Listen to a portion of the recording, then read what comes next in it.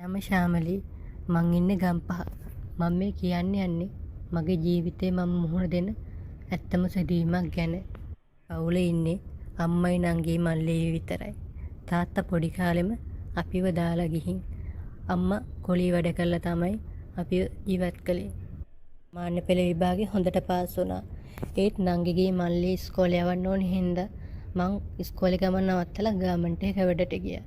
මං දැන් ගාමන්ට් එකේ අවුරුදු ගාණක් වෙනවා වැඩ කළා.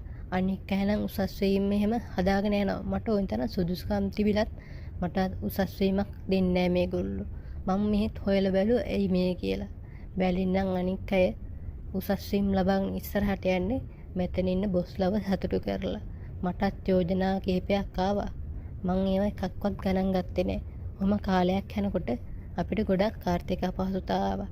නංගි මල්ලිගේ යුතුයකමක් තියෙනවනේ. මං තීරණය කළා කොහොම හරි මේ වැඩකටවත් කැමති වෙලා කොහොම හරි මේ රස්සාවෙන් ඉස්සරහට යන්න ඕනේ කියලා.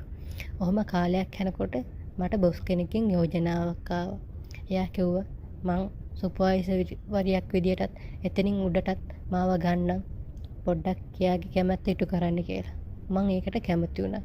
එදා ඉරිදා දවසක් එයා මාව එක්කරගෙන හෝටල් එකකට ගියා. එදා තමයි මං පිට කෙනෙක් එක්ක එළියට ගියපු පළවෙනි දවස. එයයි මයි කාමරයට ගියා.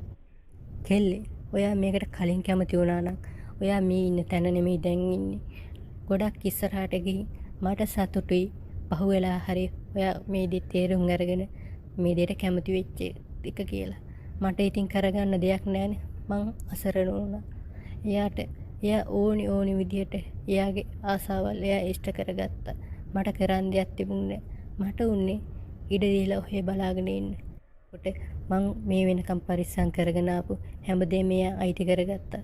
ඔය විදිහට කීප දවසක්ම එයා මාව එක් කරගෙන රූම් වලට ගියා. නෙමෙයි මට හම්බුණා ප්‍රොමෝෂන්. මං දැන් හොඳ පඩියක් ගන්න ප්‍රස්තාවක් කරනවා. ඒ වගේම මගේ ජීවිතේ වෙච්ච තව සිදුවීම් තියෙනවා. ඒවත් මං ඔයාලට කියන්නම්. ආසයි මල්ලි කෙනෙක් අඳුරගන්න.